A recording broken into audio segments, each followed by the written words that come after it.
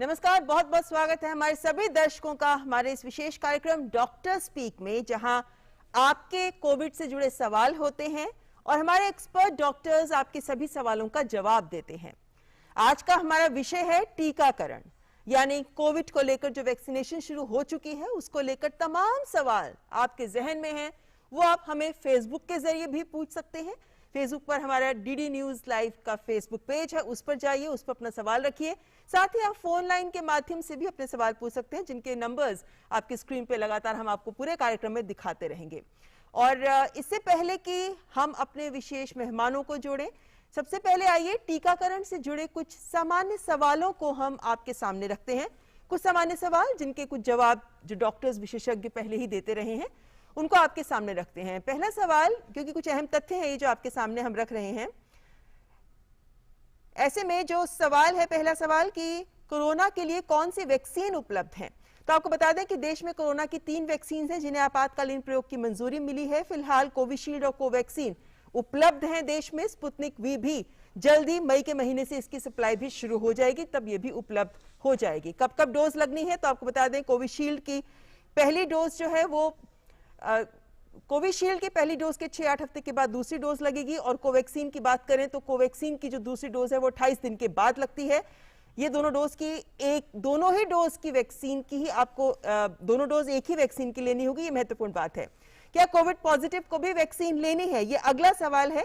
और इसमें महत्वपूर्ण बात है कि संक्रमण के बाद कोरोना के खिलाफ ज्यादा रोग प्रतिरोधक क्षमता के लिए वैक्सीन की दोनों खुराक लेनी बहुत जरूरी है। और आमतौर पर वैक्सीन की दूसरी डोज लेने के लगभग 2 सप्ताह के बाद ही एंटीबॉडीज बननी शुरू होती हैं। क्या एहतियात बरतनी जरूरी है? वैक्सीन लेने के बाद 1-2 दिन हल्का बुखार होता है जो सामान्य होता है। बुखार अगर होता है तो आप पैरासीटामोल लें, आपको थोड़ी थकान भी महसूस हो सकती है, ये भी सामान्य होता है। इसके अलावा आपको बहुत ज्यादा पानी पीना होगा, बहुत ज्यादा तरल पदार्थ आपको लेने होंगे, ये बात का आपको ख्याल रखना जरूरी है। अगर आप चाहें तो टीकाकरण के जो डॉक्टर्स हैं उनसे भी आप सलाह ले सकते हैं। अगला सवाल ये जो आम पूछा जाता है कि डायबिटीज, ब्लड प्रेशर आदि अगर आपको है तो भी क्या आपको वैक्सीन लेनी है। तो आपको बता दें कि सभी कोमोर्बिडिटीज वाले जो लोग हैं वो वैक्सीन ले सकते हैं, लेकिन वैक्सीन लेते वक्त आपकी शुगर या आपका ब्लड प्रेशर सब नियंत्रित होना चाहिए। 20 बीमारियां ऐसी हैं जो स्वास्थ्य मंत्रालय ने अपनी वेबसाइट पर डाली हैं, जिनके लिए डॉक्टरी परामर्श बहुत जरूरी है, और डॉक्टर की सलाह से ही आप इनके लिए वैक्सीन ले सकते हैं। एक और सवाल जो अमूमन पूछा जाता है कि क्या वैक्सीन के बाद भी आपको मास्क पहनना होगा। वैसे अगर बता दें कि बुखार अगर आपको है, जो बहुत सवाल पूछा जाता है, तो बुखार खत्म होने पर ही आप वैक्सीन ले सकते हैं। मास्क को लेकर बात यह है कि अगर आप वैक्सीन ले लें तो भी आपको जितने कोविड अनुकूल व्यवहार हैं उनको फॉलो करता रहना होगा, क्योंकि वैक्सीन के बाद भी कोरोना का वायरस अगर शरीर में गया तो संक्रमण होगा, लेकिन वो संक्रमण ज्यादा गंभीर नहीं होगा, इस बात को सामने रखा जाता है। तो ये कुछ बड़ी बातें जो हमने आपके सामने रखी हैं, जो अमूमन वैक्सीन को लेकर लोगों के द्वारा पूछी जाती हैं। और इस वक्त हमारे, आपको बता दूं कि मेरी को एंकर प्रीति भल्ला भी अपने सवालों के साथ हमारे साथ जुड़ी हुई हैं। So Preeti, welcome to the show.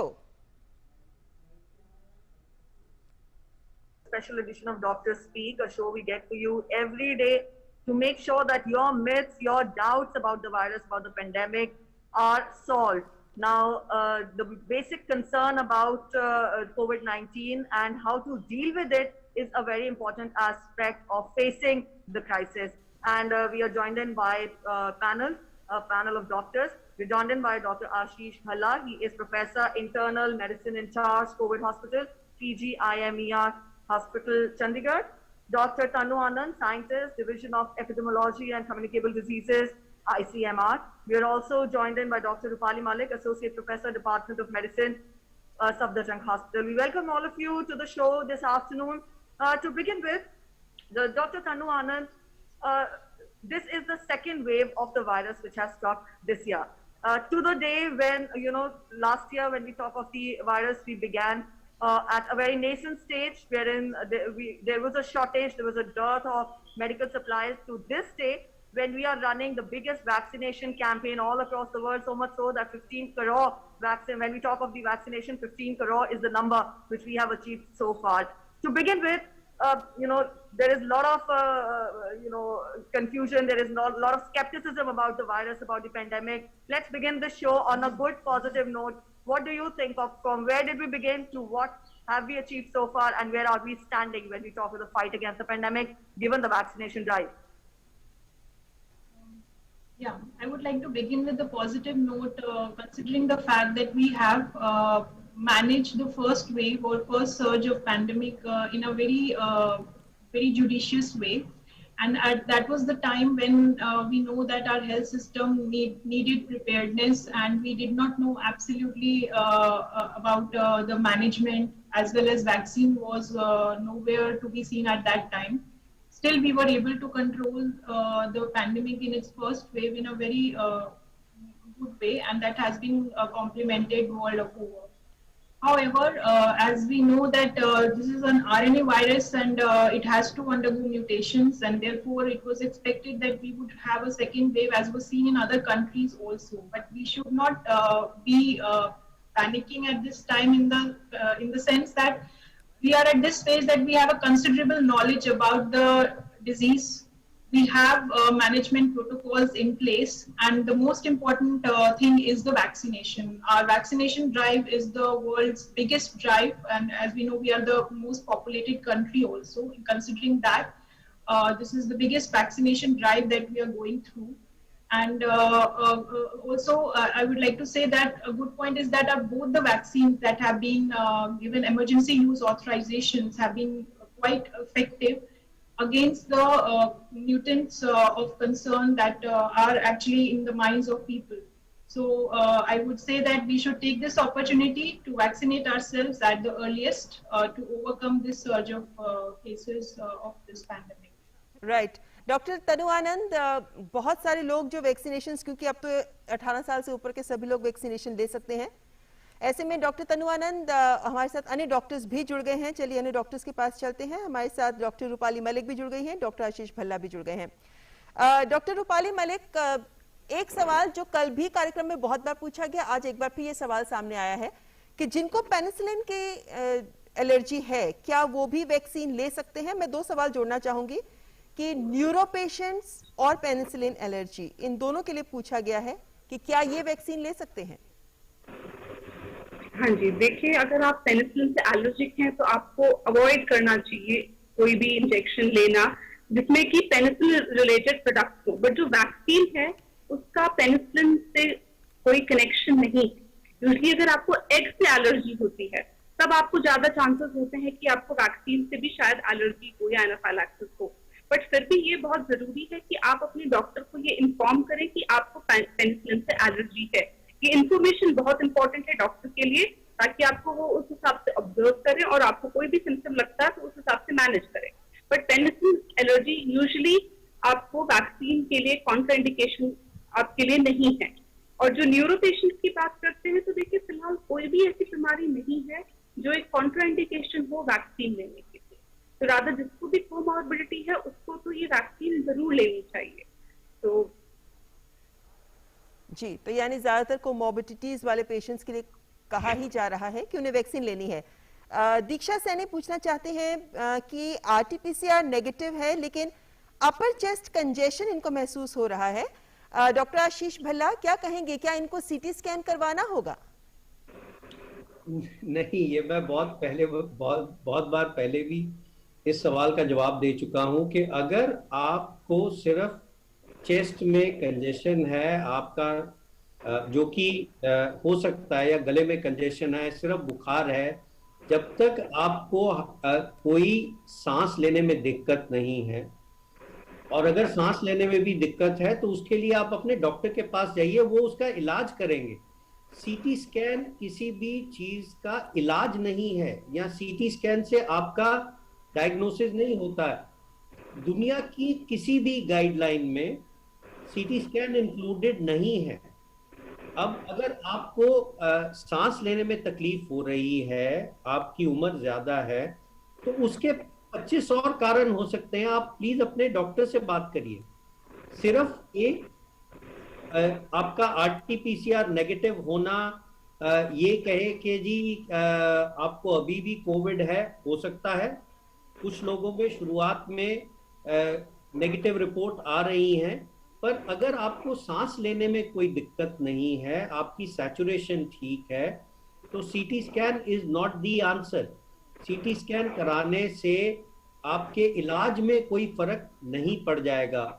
और सीटी स्कैन, आप प्लीज एक चीज का ख्याल रखिए, एक बार सीटी स्कैन कराने में 400 चेस्ट एक्सरे करने जितना रेडियोलॉजी एक्सपोजर, रेडिएशन एक्सपोजर होता है। कुछ लोग कर रहे हैं कि हर दूसरे तीसरे दिन सीटी स्कैन करवाने चले जाते हैं। अपने आप को प्लीज संभालिए। ऐसा करने से आप किसी का फायदा नहीं कर रहे हैं, हो सकता है अपना नुकसान करें। All right. From here, I will bring in Dr. Anand. When we're talking of vaccination, 2 doses of the vaccine have to be administered. Now, there is still skepticism in people about whether to go for Covaxin or to go for Covishield. How do you address that? And added to that, after having taken the first dose, some people, in the beginning also, my co-anchor showed the graphics wherein she specified that people will get fever after the first dose of the vaccine. That also leads to increased skepticism, increased, doubt in the mind of the people, and eventually they decide not to go in for the second dose of the vaccine. How is that to be addressed? Okay. So coming to your first question regarding the which vaccine is better, I would say both vaccines are equally effective. So there is no head-to-head comparison for vaccines.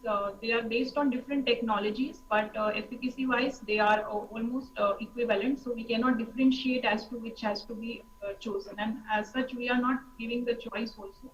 So both are effective. And what research we have done is that they have been found to be equally effective against other variants also. So this needs to be clear that you should go for either of the vaccines.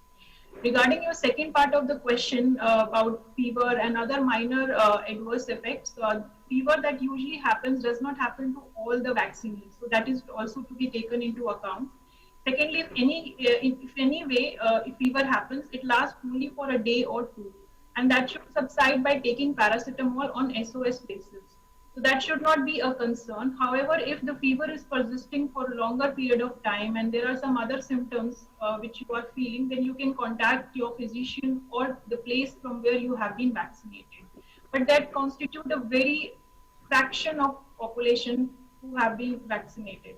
So as soon as you are due for the second dose, one must go and get their vaccination, because you must understand that these vaccines have been found to be efficacious against death or very severe form of disease, and that is what we want to reduce. Both the vaccines are disease modifying vaccines, that is, they reduce the severity of infection and prevent against death. So ultimately our outcome is that we want to save lives, and for that 2 doses of vaccination is must, and you should not get deterred by these minor side effects such as fever or pain at the site of injection.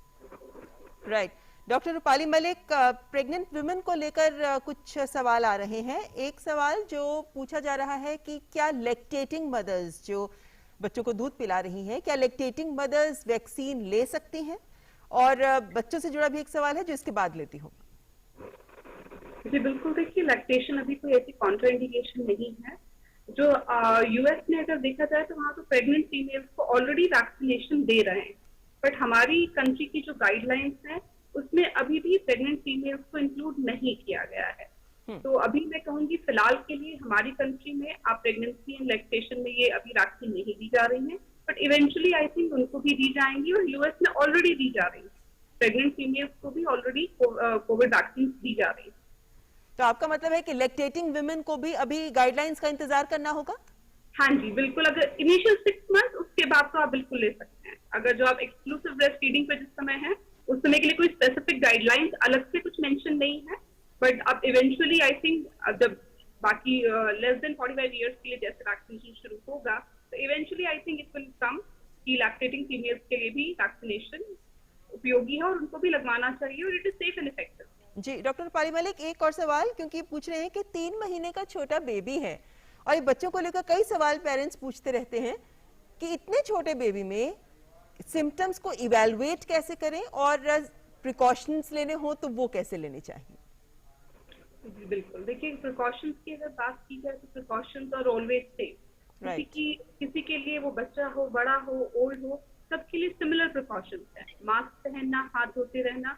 तो अगर आपको लगता है कि आपको as a parent कोई भी symptom है, आपको फीवर है या कुछ URI के कोई भी सिम्टम्स है, या आपके घर में किसी को भी सिम्टम्स है, तो वो व्यक्ति बच्चे से जितनी दूरी बना सके वो बना के रखे, एक्सेप्ट मदर। अगर मदर की हम बात करें जो कि फीड कर रही है बच्चे को, अगर ऐसा है तो भी हम उससे यही कहते हैं कि ऐसे समय में बच्चे को दूध पिलाना उसके लिए ज्यादा अच्छा है, रादर देन की मदर उसको ना दूध पिलाए। बट दूध पिलाते समय आपको ध्यान रखना है, आपको मास्क पहनना है और अपने हाथों को धो के रखना है। तो यही बेसिक प्रिकॉशंस हैं जो आपको हर सिचुएशन में फॉलो करने हैं। डॉक्टर आप कंटिन्यू रखेंगे, ये इंपॉर्टेंट है, ब्रेस्ट फीडिंग कंटिन्यू रखेंगे अगर आपका बच्चा छोटा है। जी Dr. Bhala, if we talk of the time period between the two vaccines, what should a person do if he is getting symptoms of fever, cough, or cold in between the time period between the two vaccines? It may not be COVID, it could be a viral, it could be seasonal flu, but how is that to be dealt with? Okay, there are two questions, or two very different questions here. Let me answer each one. See, if normally what was advocated earlier was that for Covaxin and Covishield, government wanted to have a uniform policy. That's why they said take the second dose after 4 weeks. But later on, the world literature, which is very clear, that if you take Covishield second dose after 6 to 8 weeks, or in some cases even after that 2.5 months to 3 months, your immunological response is better. So now the government has said that the second dose can be delayed of Covishield up to 8 weeks, whereas for Covaxin it remains the same, 4 weeks. Now you come to the second question. If you have fever when your second dose is due, if you are having any symptoms, any fever, you should avoid taking the vaccine.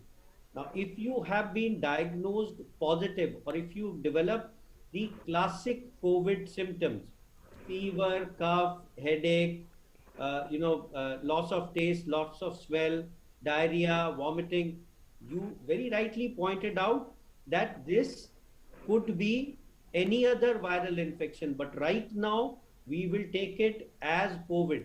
And if you, have no other explanation for this fever or these symptoms, then it is wiser to delay the institution of second dose by 4 to 6 weeks. I would say 6 weeks would be the right time after you've had an acute symptomatic infection in between. All right, इस वक्त हमारे साथ सुनील ओबरॉय जुड़ गए हैं अपने सवाल के साथ। सुनील जी, अपना सवाल पूछें। हाँ सर, डॉक्टर मैं ये कहना चाहूँगा आपसे कि पिछले महीने होली से 3 दिन पहले मेरे को फीवर हुआ था, ठीक है सर, और उसके बाद चौथे दिन के बाद से मेरे को फीवर उतर गया, और 2 तारीख को मैंने नोटिस करा कि फर्स्ट ये इसी महीने के 1 अप्रैल में कि मेरे को जो है परफ्यूम्स का स्मेल नहीं कर पा रहा हूँ, स्ट्रॉन्गर टू स्ट्रॉन्गर, ठीक है। तो मैंने अपने डॉक्टर को फोन करा कि सर मैं परफ्यूम्स को डिटेक्ट नहीं कर पा रहा हूँ, कहीं ये कोरोना का सिम्टम तो नहीं है? कह रहे कि नहीं 1 आध दिन रुक जाओ, हो जाएगा ठीक है। नहीं, मैंने कहा कि मेरे को कोरोना का टेस्ट कराना ही है। तो मैंने रैपिड टेस्ट कराया अपने यहाँ जो गवर्नमेंट हॉस्पिटल था। उन्होंने मेरे को जैसे मैं टेस्ट करा के आया, उन्होंने बोला it will take half an hour, but मैं अभी घर पहुंचा ही था तो उनके कॉल आ गई कि सर आपको यू आर पॉजिटिव, आप आ जाइए। तो मैंने कहा मेरे को क्या कहीं किसी हॉस्पिटल में रहना पड़ेगा? अरे नहीं, आपको क्वारंटीन रहना पड़ेगा। तो मैं करीब 15 दिन तक क्वारंटीन था। मेरे को फीवर वगैरह नहीं आया, कफ बिल्कुल नाम मात्र की थी, खांसी भी नाम मात्र की थी, बट मेरे को जो है लेफ्ट हैंड साइड में पेन सा रहता था, और वो जो है विद द टाइम अपने आप ठीक हो गया। और मैं विद इन 10 डेज। आपका सवाल क्या है सुनील जी? हाँ जी, मेरा सवाल ये है कि जैसे मेरे को फर्स्ट को मेरा इस समय कोई सिम्टम्स है, मैं एब्सोल्युटली फिट एंड फाइन हूँ। क्या मेरे को जो कोरोना के जो इंजेक्शंस लगने हैं वो मैं कब लगवाऊं? क्योंकि मैंने पहले भी बात करी, किसी भी डॉक्टर से पूछता हूँ, कहते कि इसका भी हमारे पास कोई जवाब नहीं है, आप कुछ दिन रुक जाइए। अब कितने दिन रुकना है मेरे को मालूम नहीं। नहीं, ये तो हमने कार्यक्रम के शुरू में भी बताया था और बीच में डॉक्टर साहब ने भी बताया था, लेकिन चलिए डॉक्टर तन्वानंद एक बार आप फिर से दोहरा दीजिए। ये एक सवाल है जो बहुत दर्शक पूछते हैं, सभी दर्शकों से अनुरोध करेंगे ध्यान से इस सवाल का जवाब जरूर पूछ लें कि अगर आप कोविड पेशेंट रह चुके हैं लेकिन अब ठीक हो गए हैं तो वैक्सीनेशन कितनी देरी के बाद ले सकते हैं। डॉक्टर तनु आनंद। तो इस प्रश्न का उत्तर ये है कि मिनिस्ट्री की तरफ से जो गाइडलाइंस आई हैं उसके मुताबिक इन्फेक्शन होने के 4 से 8 हफ्ते के बीच में आप इंजेक्शन ले सकते हैं। लेकिन जैसे कि अभी डॉक्टर भल्ला ने भी बताया कि बेटर है कि आप 8 हफ्ते पर अपना इंजेक्शन जो है शेड्यूल करें तो बेटर रहेगा, क्योंकि अगर आपको एक बार कोविड हो गया है तो आपको थोड़ी बहुत एंटीबॉडीज इन्फेक्शन से भी, नेचुरल इन्फेक्शन से भी मिलती हैं और गाइडलाइंस के हिसाब से 2 महीने का कम से कम आप अंतराल रखें। चलिए ठीक जी जी, तो उम्मीद करते हैं हमारे दर्शकों को इसका सवाल का जवाब मिला होगा कि आपको कोविड इन्फेक्शन है तो आप 8 हफ्ते तक के बाद ही आप वैक्सीनेशन के लिए जाएं और वैक्सीनेशन जरूर लें। फिलहाल यहाँ पर एक ब्रेक के लिए रुकेंगे और ब्रेक के बाद आपके सवालों के जवाब के साथ फिर हाजिर होंगे।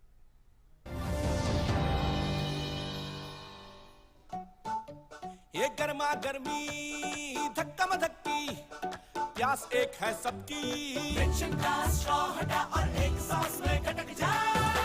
हमारा कोल्ड ड्रिंक, हमारा कोल्ड ड्रिंक, हमारा कोल्ड ड्रिंक, अमूल लस्सी हमारा कोल्ड ड्रिंक। और ब्रेक के बाद आपका स्वागत। आप देख रहे हैं डॉक्टर स्पीक, जिसमें हम अब डॉक्टर्स के पैनल के साथ आप लोगों के सवालों के जवाब देने के लिए यहाँ पर जुड़े हुए हैं। डॉक्टर रूपाली मलिक, एक सवाल जो फेसबुक पे राज नागपाल पूछ रहे हैं कि ये 68 साल के हैं, इनके घर पे खाने का और बाकी काम करने के लिए जो मेड आती हैं, ये पूछ रहे हैं कि क्या उन्हें हाइड्रोक्सीक्लोरोक्विन दी जानी चाहिए, अगर हाँ तो फिर क्या डोज होना चाहिए और क्या हाइड्रोक्सीक्लोरोक्विन लेते हुए उनकी मेड वैक्सीनेशन ले सकती हैं? जी देखिए, हाइड्रोक्सीक्लोरोक्विन की अगर बात की जाए, जब शुरुआत में ये पेंडेमिक लास्ट ईयर शुरू हुआ था तब गाइडलाइंस में कहा गया था कि क्लोज कॉन्टैक्ट को आप हाइड्रोक्सीक्लोरोक्विन का प्रोफाइलैक्सिस दें, बट वो उन्हीं पेशेंट्स के लिए था जो कि ऑलरेडी कॉन्टैक्ट में हैं किसी कोविड पॉजिटिव पेशेंट के। बट अगर ऐसा कॉन्टैक्ट की हिस्ट्री नहीं है तो वैसे भी प्रोफाइलैक्सिस इतना इंडिकेटेड नहीं है और आजकल एथिक्वेस किसी भी गाइडलाइन के द्वारा ऐसा इंडिकेशन नहीं है कि आपको एथिक्वेस का प्रोफाइलैक्सिस देना चाहिए, हाइड्रोक्सीक्लोरोक्विन का देना चाहिए। तो मुझे लगता है वो उसकी जरूरत नहीं है। कोविड अप्रोप्रिएट बिहेवियर का पालन करने की ज्यादा जरूरत है और अगर आपको किसी को कोई सिम्टम्स है वो आइसोलेशन मेंटेन करे, बाकी मास्क पहनना, हाथ धोना और कफ एटिकेट को फॉलो करना, ये सबसे जरूरी है। और मुझे लगता है हाइड्रोक्सीक्लोरोक्विन की प्रोफाइलैक्सिस के बारे में ज्यादा बात नहीं करनी चाहिए, वो उतना उपयोगी नहीं। जी, एक और सवाल लेना चाहूंगी डॉक्टर भल्ला आपसे। आलोक सेठ पूछ रहे हैं कि इनके फादर 4-5 दिन से उन्हें बुखार आ रहा है, मेडिसिन का असर जैसे ही खत्म होता है वैसे ही बुखार दोबारा आ जाता है। वो कह रहे हैं कि उनका टाइफाइड टेस्ट पॉजिटिव आया है, HRCT स्कोर 5 है, उन्हें कोई अच्छा डॉक्टर नहीं उस तरफ मिल रहा, उनके एरिया के आसपास मिल रहा। RT-PCR टेस्ट भी दिया है लेकिन 5 दिन में रिपोर्ट आएगी, ऑक्सीजन 97 है। ऐसे में क्या ट्रीटमेंट शुरू करनी चाहिए? देखिए, ये जो शौक है इन्वेस्टिगेशन करने का लोगों में कि बुखार लगातार चले जा रहा है, आज की डेट में कोई भी बुखार अगर परसिस्ट कर रहा है तो हम उसको कोविड मान के चलेंगे। अब ये कहना कि विडाल पॉजिटिव है, अब विडाल पॉजिटिव भी बहुत सारे लोग बहुत तरीके से विडाल पॉजिटिव मानते हैं। विडाल एक इन्वेस्टिगेशन है जो कि हाईली नॉन स्पेसिफिक है और ये बहुत सारी कंडीशंस में और दूसरी इन्फेक्शन में भी पॉजिटिव हो सकती है। तो मैं उस विडाल को अभी कोई इम्पोर्टेंस नहीं दूंगा। उनको ये कहें कि वो अपने नज़दीक के जो भी डॉक्टर हैं उनसे बात करें। जो ये बात कह रहे हैं कि रेस्पिरेटरी सिम्टम्स हैं और विडाल टेस्ट पॉजिटिव है, कहाँ के रहने वाले हैं ये आपने मुझे नहीं बताया, ये सारी की सारी चीज़ें और भी इन्फेक्शंस, जैसे मैं अब डराना नहीं चाहता, स्क्रब टाइफस में भी हो सकती हैं, उसका इलाज बिल्कुल अलग है, उसकी जांच बिल्कुल अलग है। तो अगर इनको किसी भी किस्म का डाउट है तो वो अपने डॉक्टर साहब से मिले, डॉक्टर साहब से बात करें। मरीज को देखने के बाद ही इस चीज़ और बाकी सारी रिपोर्ट्स को डिटेल में देखने के बाद ही इस चीज़ का पता लगाया जा सकता है कि क्या हमें उस विडाल टेस्ट को कोई इम्पोर्टेंस देनी है या उसको भूल जाना है। मैं अभी भी ये कहूंगा कि कोविड होने के चांसेस ज्यादा हैं। जी, तो उनको टेस्ट रिपोर्ट और आरटीपीसीआर की अगर रिपोर्ट की वेट करनी पड़ेगी। यहाँ पर प्रीति आप सवाल लें उससे पहले मैं एक सवाल और जोशित मोहंती का लेना चाहूंगा। स्पेसिफिक सवाल है डॉक्टर तनु आनंद, आपसे लेना चाहूंगी सवाल कि ये स्टीवन जॉनसन सिंड्रोम के पेशेंट हैं, इन्हें सोरियासिस है 26 सालों से, ये पूछ रहे हैं कि क्या इन्हें वैक्सीन लेनी चाहिए, अगर हाँ तो क्या कोई विशेष वैक्सीन का कोई स्पेसिफिक वैक्सीन लें, दोनों वैक्सीन जो अवेलेबल है उनमें से। इन्हें कोविड हो चुका है पिछले साल। हमारे तरफ से जो गाइडलाइंस है वो ये है कि इनको अपने फिजिशियन को इन्फॉर्म करना चाहिए वैक्सीन लेने से पहले, क्योंकि देखा गया है कि इन बीमारियों में कुछ इम्यूनोसप्रेसेंट ड्रग्स यूज होते हैं, तो हर पेशेंट का जो प्रिस्क्रिप्शन होता है वेरिंग होता है। तो अगर ये कोई इम्यूनोसप्रेसेंट ड्रग्स पे हैं जैसे कि स्टेरॉइड्स या एंटी कैंसर ड्रग्स, तो उन पेशेंट्स को अपने फिजिशियन को बताने के बाद ही वैक्सीन लेनी है। लेकिन वैक्सीन सभी को लेनी है। कॉम्प्रोमाइज पेशेंट्स और इम्यूनोसप्रेसेंट पेशेंट्स के लिए हम इसलिए थोड़ा हमें ध्यान रखना होता है क्योंकि उनके अंदर वैक्सीन का जो इफेक्ट है वो उतना अच्छा नहीं आ पाता, बिकॉज उनकी इम्यूनिटी ऑलरेडी कम होती है। अदरवाइज इसके अलावा और कोई ऐसे कॉन्ट्रा इंडिकेशन नहीं है कि वैक्सीन नहीं ले सकते। ये ले सकते हैं लेकिन अपने फिजिशियन की सलाह लेने पर, और वैक्सीन सेंटर पे जब जाएं तब भी फिजिशियन को बताएं कि इनको ये बीमारियां हैं और ये ड्रग्स ये दवाइयां ये ले रहे हैं।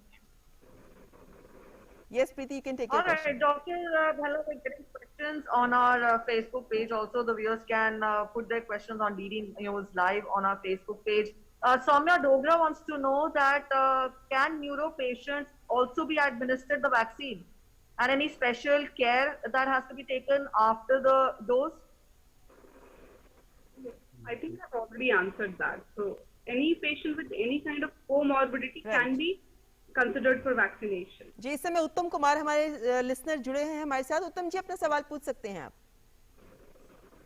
मैम, लास्ट टाइम नवंबर में मेरी कोरोना पॉजिटिव रिपोर्ट आई थी, तो मैं होम आइसोलेशन में रहा था और मैंने बाहर से कोई ट्रीटमेंट नहीं कराया, लेकिन मैंने टोनिल किट का यूज किया था और काढ़ा और गर्म पानी का ही यूज किया था। उसके 12 दिन बाद जब मैंने रिपोर्ट टेस्ट कराई थी, मेरी रिपोर्ट नेगेटिव आई थी। तो मैं ये जानना चाह रहा था, अभी वही सिम्टम्स जो मेरे थे वही मेरी मम्मी के हैं, तो क्या मैं वही चीजें दोबारा से यूज कर सकता हूँ या फिर मुझे अंग्रेजी मेडिसिन वगैरह यूज करनी चाहिए? जी, डॉक्टर आशीष भल्ला, इसका भी जवाब आप ही दें।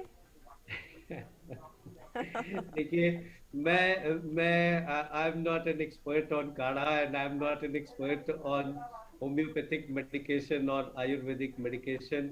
अगर आप एक नॉर्मल मरीज को देखें, ये बात आपके माध्यम से मैं सब लोगों को कहना चाहता हूँ कि 80 से 85% लोगों में माइल्ड डिजीज होके अपने आप खत्म हो जाएगी 8 से 10 दिन में।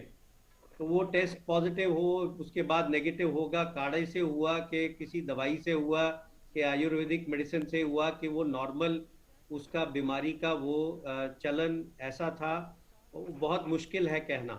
ठीक है, तो अगर वो पहली बार हुआ है, आपकी श्रद्धा है, आप दोबारा ट्राई करना चाहते हैं, आप कर सकते हैं। मैं इसके बारे में ना तो कोई ऐसा दावा करना चाहता हूँ, ना ये कहना चाहता हूँ कि ये ठीक है या नहीं है, क्योंकि ये पॉलिटिकली थोड़ा सा सेंसिटिव मैटर हो सकता है। दूसरी चीज़, अगर आपको कोई भी सांस लेने में दिक्कत है, बुखार आपका परसिस्ट कर रहा है, दिल की धड़कन तेज चल रही है, कुछ और रेड फ्लैग सिम्टम्स जैसे कि भूख एकदम से कम हो जाती है, चक्कर आते हैं, अगर ऐसा कोई सिम्टम है तो मेरे हिसाब से आपको अपने डॉक्टर से मिलके बात करके, या जो भी आपके वहाँ पे कोई कोविड डेडिकेटेड हॉस्पिटल हैं, अपने मरीज को ले जाके वहाँ दिखा लीजिए। अगर ऐसा कोई सिम्टम नहीं है तो आप कोई भी दवाई ले लीजिए जिससे बुखार उतर जाए और जिससे उनको थोड़ा बेहतर महसूस हो। वो अंग्रेजी हो या हिंदी हो या होम्योपैथी हो या आयुर्वेदिक हो, आराम मिलना चाहिए, मतलब आराम मिलना चाहिए, वो बहुत जरूरी है। कुछ लोगों को गर्म पानी पीने से गले में आराम मिल जाता है, हम कहते हैं आप वो कर लीजिए। कुछ कहते हैं कि हम शहद खा लें हल्दी मिला के, उससे ठीक हो जाता है, या कोई काढ़ा पी ले। अगर आपको जो भी चीज़ सूदिंग रिलीविंग लगती है आप कर लीजिए, लेकिन इस चीज़ का ख्याल रखें कि इनमें से जो भी रेड फ्लैग सिम्टम्स मैंने आपको बताए हैं, लगातार बुखार का रहना, सांस का बढ़ना, पेट दर्द होना, भूख खत्म हो जाना, चक्कर आने, उल्टियां आनी, डायरिया होना, तो आपको अपने लोकल डॉक्टर को जाके उनसे मिलके दिखा के अपने लिए इलाज कराने की। जी, यहाँ पे टेलीमेडिसिन का भी प्रयोग कर सकते हैं, अगर उनको सिम्टम्स हैं तो वो फोन के जरिए भी डॉक्टरी सलाह ले सकते हैं। बिल्कुल कर सकते हैं जी। Dr. Rupali Malik, Soumya Arora Wadhwa wants to know that if a person does not get any symptoms after the first dose, is it normal or is it mandatory for a person to get symptoms or to get fever after the first dose? और ये effectiveness को लेकर भी है। Doctor Malik, चाहूंगे आपसे कि ये भी क्लियर कर दें आप कि कुछ लोग कहते हैं कि सिम्टम्स ही नहीं आए, हमको तो फीवर भी नहीं हुआ, कुछ भी नहीं हुआ, तो क्या वैक्सीन इफेक्टिव रही है, क्या एंटीबॉडीज बनी है शरीर में? जी बिल्कुल, देखिए इसका जवाब पहले भी दिया है मैंने आपके प्रोग्राम पे। तो ये बहुत ही बड़ा एक मिसकंसेप्शन है लोगों के मन में। अगर लोगों को लगता है कि अगर उनको फीवर आया है तो मतलब उनका जो इम्यून रिस्पॉन्स है उनमें ज्यादा वैक्सीन ने काम किया है, ऐसा नहीं है। या कुछ लोगों में ऐसा लगता है कि उनको लगता है कि अगर फीवर नहीं आया तो वैक्सीन ने काम नहीं किया, ऐसा बिल्कुल भी नहीं है। ये हर बॉडी का रिस्पॉन्स अलग अलग होता है, बट इसका आपके इम्यूनोजेनिक रिस्पॉन्स से लेना देना नहीं है कि अगर आपको फीवर आया है तो आपको अच्छी एंटीबॉडी टाइटरिंग मिलेगी, या अगर नहीं आया तो मतलब वैक्सीन ने कोई काम नहीं किया, ऐसा नहीं है। देखिए हर दवाई, हर वैक्सीन हर शरीर में अलग तरह की प्रतिक्रिया करती है, तो आपके शरीर में वो किस तरह की प्रतिक्रिया करती है वो दूसरे से अलग हो सकता है, बट इसका मतलब ये नहीं है कि आपके अंदर एंटीबॉडीज बनी है या नहीं बनी है, वो आप उससे कंपेयर नहीं कर सकते। ऑल राइट, डॉक्टर तनु आनंद, कुछ कंडीशंस वाले मैसेजेस आए हैं हमारे पास, क्विकली आप उनके बारे में बता सकती हैं। विटिलिगो पूछ रहे हैं कि इनको, ऑल राइट, पहले ये लेती हूँ। प्रभा राव पूछ रहे हैं कि टिनिटस इनको लेफ्ट ईयर में 15 साल से है, कई बार डिजीनेस भी होती है, वर्टिगो भी, तो क्या इन्हें भी वैक्सीन लेनी चाहिए? इसी के साथ एक और सवाल जो हम कई बार आंसर कर चुके हैं, दोबारा पूछ रहे हैं एलर्जीज को लेकर। अगर किसी व्यक्ति को कोई एलर्जीज हैं तो क्या उन्हें भी वैक्सीन लेनी चाहिए? पहले मैं आपके पहले प्रश्न का उत्तर देती हूँ। जैसे कि जो उन्होंने पूछा कि टिनिटस है या डिजीनेस है, इसमें कोई कॉन्ट्रा इंडिकेशन नहीं है, वैक्सीन सभी को देनी है। और क्योंकि कोई ऐसी दवाई वो नहीं ले रहे हैं जिससे हमारा इम्यून सिस्टम को इफेक्ट हो। मैंने पहले भी बताया वही पेशेंट्स जो इम्यूनोसप्रेसेंट ड्रग्स पर हैं, जैसे कैंसर के मरीज हैं या जिनका ट्रांसप्लांट हुआ है, उन मरीजों को भी वैक्सीन लेनी है, लेकिन अपने फिजिशियन की डायरेक्शंस के अंडर उनको बता के, और वैक्सीन सेंटर पे भी उनको बताना है कि उनको ये दवाइयां चल रही हैं। दूसरी बात, जो दूसरा प्रश्न आपने जो पूछा उसमें भी उनको मैं ये कहना चाहूंगी, वैक्सीन सभी को लेनी है, बस आपको अपना इंफॉर्मेशन जो आपको बीमारी है उसके बारे में बताना है। वैक्सीन सभी के लिए इम्पोर्टेंट है, और स्पेशली इस टाइम पर जब हम इतने सारे केसेस देख रहे हैं, तो हमें इंडिविजुअल लेवल पे आपके टीवी के माध्यम से बताना चाहूंगी, जब भी जो भी एलिजिबल हो वो जरूर जाके वैक्सीन ले, और अपने फिजिशियन को जरूर बताए कि वो कौन कौन सी दवाइयां खा रहा है। अदरवाइज कोई कॉन्ट्राइंडिकेशन नहीं है इन केसेस के अंदर। जी, तो या एक और सवाल आप ही से लेना चाहूंगी, क्योंकि इन्होंने बोला है कि ये SLE के पेशेंट हैं, 38 इयर्स ओल्ड फीमेल, 2013 में डिटेक्ट हुआ, 1 साल स्टेरॉइड्स और बहुत सारी और दवाइयां भी ली, जिसके बाद जाकर ट्रीटमेंट बंद हुआ है, तो वैक्सीन ले सकते हैं। तो आपने जो अभी जवाब दिया कि अगर आप दवाइयां ले रहे हैं तो डॉक्टर को बताना होगा, दवाइयां बंद हो गई हैं तो ले सकते हैं, सही? ले सकते हैं। और एलर्जी का जैसे कार्यक्रम में पहले भी बताया गया है कि अगर आपको कोई एलर्जी है तो आप उसके बारे में फिजिशियन को या अपने डॉक्टर को बता सकते हैं, अदरवाइज उसके लिए भी कोई कॉन्ट्राइंडिकेशन नहीं है। Alright, Dr. Bhala, for people who are above 60 years of age or close to 60 years of age, if they are facing weakness, if they are facing joint pains after the first dose, or for that matter the second dose as well, would you call them age-appropriate, ailments, or should these symptoms be connected to COVID? और इसी से जोड़ना चाहूंगी doctor Bhalla, क्योंकि एक patient ने ये भी पूछा है कि ये सिम्टम्स आ रहे हैं, कमजोरी हो रही है, चक्कर भी आ रहे हैं, तो क्या इनको कोविड टेस्ट भी करवाना चाहिए? वैक्सीन लेने के बाद ये सिम्टम्स आए हैं। देखिए, जैसे कि डॉक्टर साहब ने पहले भी बता चुके हैं कि कोविड से ये जो धारणा है कि हमें इंजेक्शन लेने के बाद बुखार, खांसी, जुकाम, माइल्जिया ये होना ही है। कुछ लोगों में हो सकता है, कुछ में नहीं हो सकता, ज़रूरी नहीं सब में हो। मेजॉरिटी लोगों में ये सिम्टम 24 घंटे के अंदर ख़त्म हो जाते हैं। जॉइंट पेन है, बॉडी एक है, जैसे किसी ने कहा टिनाइटस है, या चक्कर आ रहे हैं, या खांसी हो रही है, सर में दर्द हो रहा है, अगर वो 24 घंटे के अंदर अंदर ख़त्म हो गए हैं सिम्टम, या 24 से 48 घंटे के अंदर ख़त्म हो गए हैं सिम्टम, तो कुछ करने की ज़रूरत नहीं है। हाँ, अगर आपका बुखार बढ़ते जा रहा है, बुखार कम नहीं आ रहा, खांसी बढ़ते जा रही है, सांस लेने में दिक्कत आ रही है, या कोई भी ऐसे सिम्टम जो आपको 48 से 72 घंटे तक परसिस्ट कर गए हैं, तो आप इस चीज का एक जरूर ख्याल रखिए। मैं ये एक पहले प्रोग्राम में भी कह चुका हूं, क्योंकि हम वैक्सीन सेंटर्स में जा रहे हैं। वैक्सीन सेंटर्स में बहुत सारा रश है, बहुत सारे लोग हैं, कुछ सिम्टोमेटिक भी हो सकते हैं, कुछ एसिम्टोमेटिक कैरियर भी हो सकते हैं। अगर आप उनके साथ बिना मास्क पहने या मास्क पहन के भी अगर आप एक किसी बंद कमरे में बैठे हैं, बहुत सारे लोग बात कर रहे हैं, तो कुछ ना कुछ इन्फेक्शन होने के चांसेस हो सकते हैं। अगर आपके सिम्टम 3 या 4 दिन से परसिस्ट कर रहे हैं, बुखार आ रहा है, तो आप अपने डॉक्टर की सलाह लें और कोविड टेस्ट करवाएं। हो सकता है ये वैक्सीन का इफेक्ट नहीं हो सकता है क्योंकि आप बाहर गए हैं, बाकी लोगों से मिले हैं, आपने इंजेक्शन लगवाया, उनके साथ टच में रहे, कमरे में बैठे, आधा घंटा इंतजार किया वैक्सीन लगाने के बाद, तो शायद आपने मास्क बीच में ठीक से पहना नहीं हो, तो आपको वो इन्फेक्शन वहां से लग सकती है, ऐसा चांस है।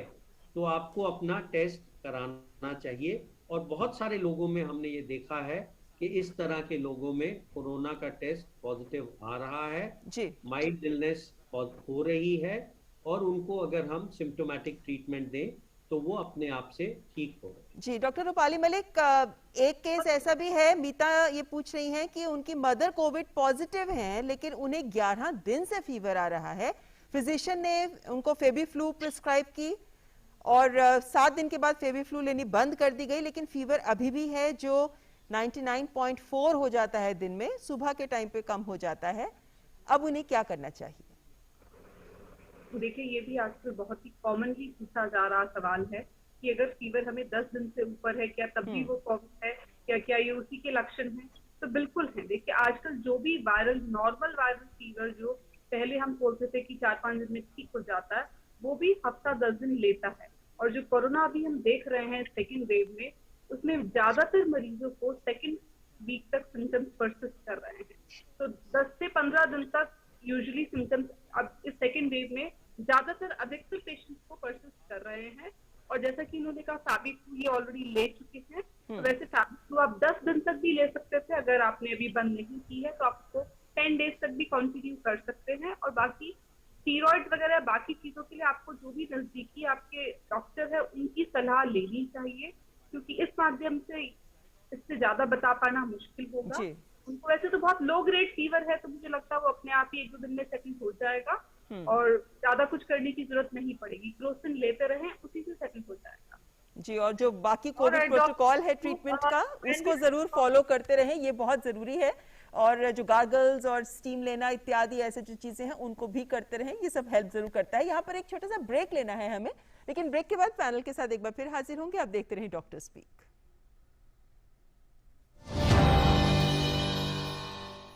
जिसको पीते ही ऐसा लगता है जैसे जन्नत, जिंदगी, सुबलाइम, फ्रेश, ऑसम, संतुलित, बहुत मस्त यार। पैकेट से कैसे पी?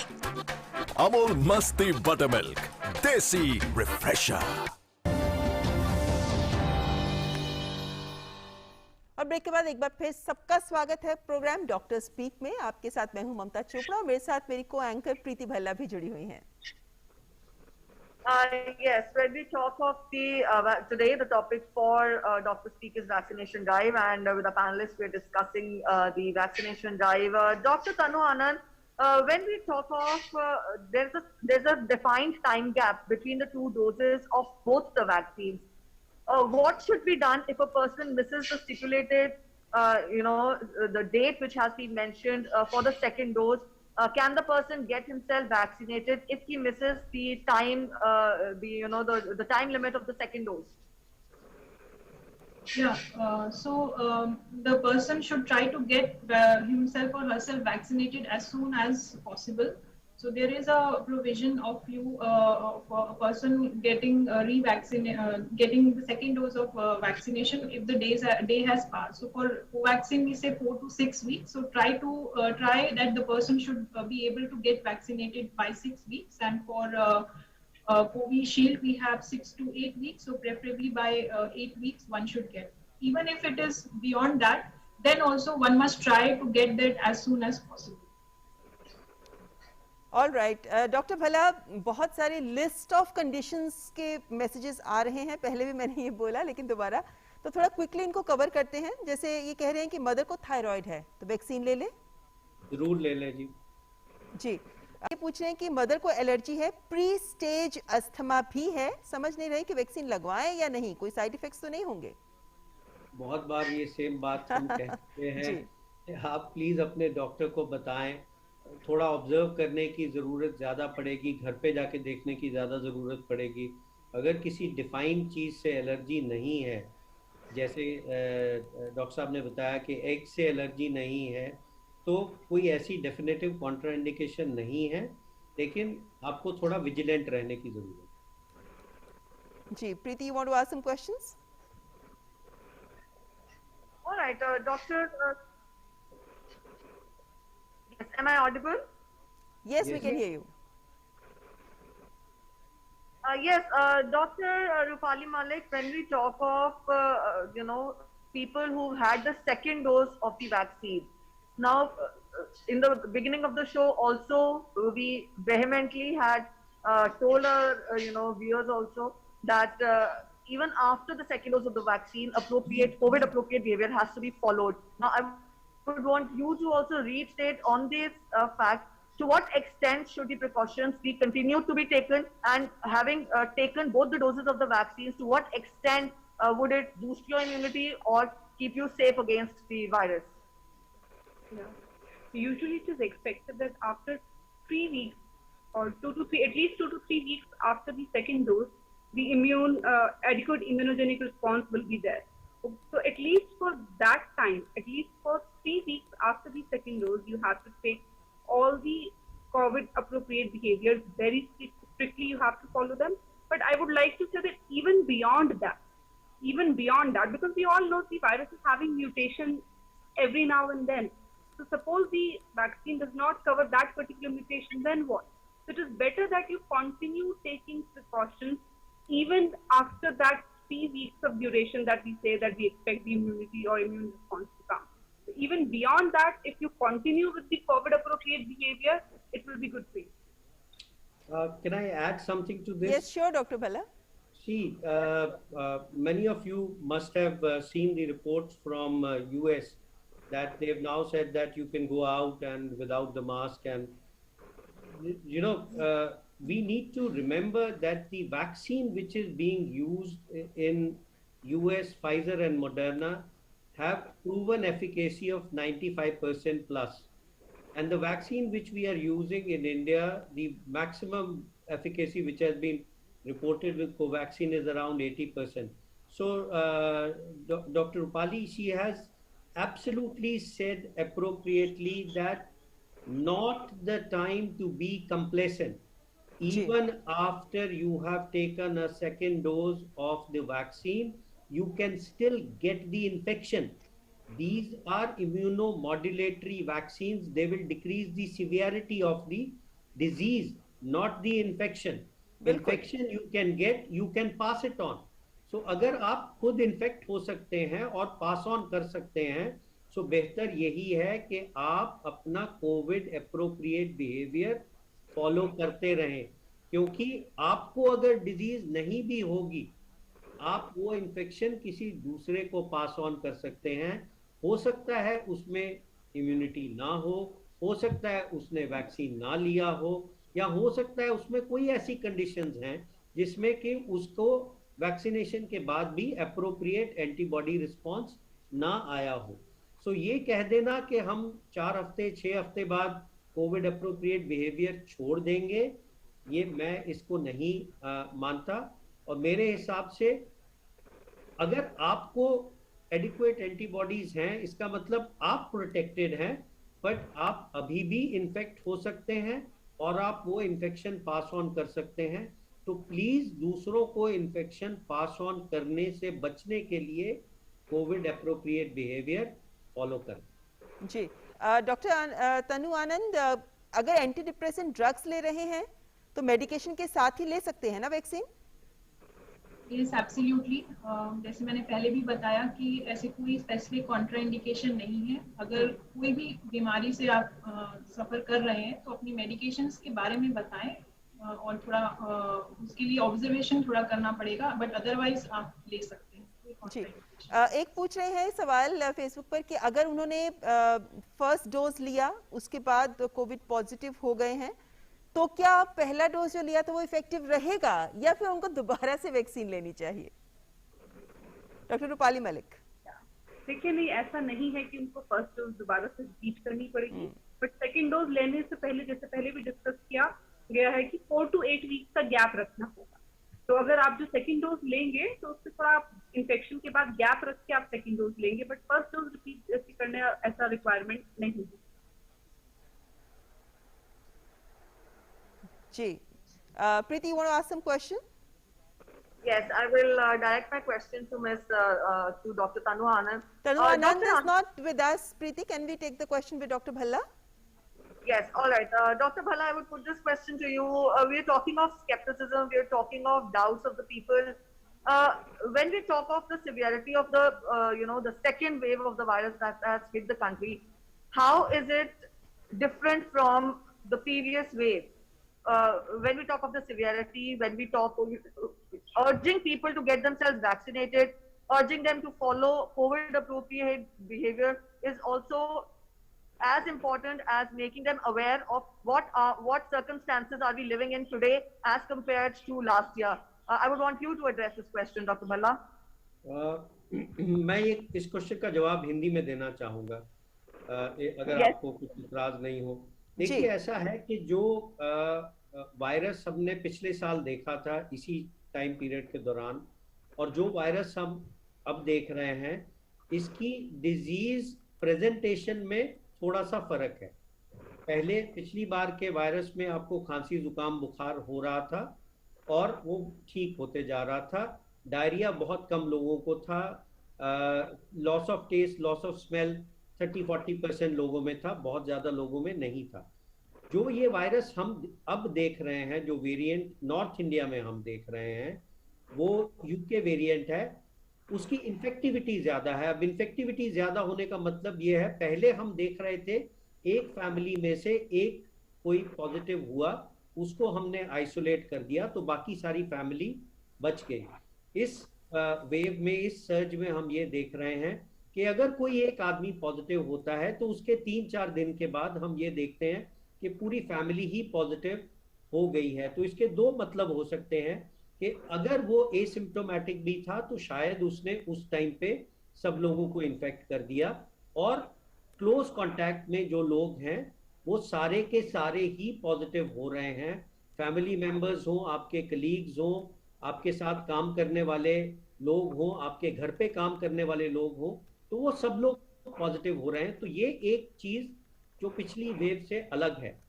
अगर हम ये देखें कि सिम्टम प्रेजेंटेशन में फर्क है, हाँ, पिछली बार डायरिया कम था, इस बार डायरिया लोगों को ज्यादा हो रहा है, नौशिया वॉमिटिंग डायरिया हो रहा है, headache as a major manifestation हो रहा है, loss of taste loss of smell काफी हद तक हो रहा है, जो कि 3-4 दिन में वापस आ जाता है। पर इसमें एक चीज और हम देख रहे हैं, सीवियर लॉस ऑफ एपेटाइट। लोगों का खाना खाने का मन ही नहीं करता है, खाना नहीं खाते हैं, पानी नहीं पीते हैं, डिहाइड्रेट हो जाते हैं, उससे चक्कर आने लग जाते हैं, ब्लड प्रेशर कम हो जाता है। तो ये सारी चीजें जो पिछली वेव से इस वेव में फर्क है। पर अगर आप ओवरऑल देखें कि मोर्टेलिटी कितनी है, पिछली बार भी हमारी दुनिया भर से मोर्टेलिटी बहुत कम थी, 1.5% के करीब थी। इस बार भी हमारी मोर्टेलिटी उतनी ही है, 8 से 10% लोगों में ही सीवियर डिजीज हो रही है जिनको हॉस्पिटलाइजेशन की जरूरत पड़ रही है। उसमें से भी मेजॉरिटी लोग ठीक होके घर जा रहे हैं। सो मोर्टेलिटी उतनी ही है, 8 से 10%, सॉरी 1 से 1.5% के बीच में ही मोर्टेलिटी हो रही है, जो कि डॉक्यूमेंटेड मोर्टेलिटी है। आप कई लोग ये कहेंगे कि अनडॉक्यूमेंटेड मोर्टेलिटी है, उसके बारे में क्योंकि हमारे पास कुछ डेटा नहीं है तो उसके बारे में मैं कमेंट नहीं करना चाहता। जी चलिए, बहुत विस्तार से आपने बहुत सही बात की है जिसका ध्यान हम सबको रखना है, लेकिन यहाँ पर एक छोटा सा ब्रेक लेना होगा। ब्रेक के बाद हाजिर होते हैं। ये गर्मा गर्मी धक्का धक्की, प्यास एक है सबकी, टेंशन का स्ट्रॉ हटा और एक सांस में खटक जा। हमारा कोल्ड ड्रिंक, हमारा कोल्ड ड्रिंक, हमारा कोल्ड ड्रिंक, अमूल लस्सी हमारा कोल्ड ड्रिंक।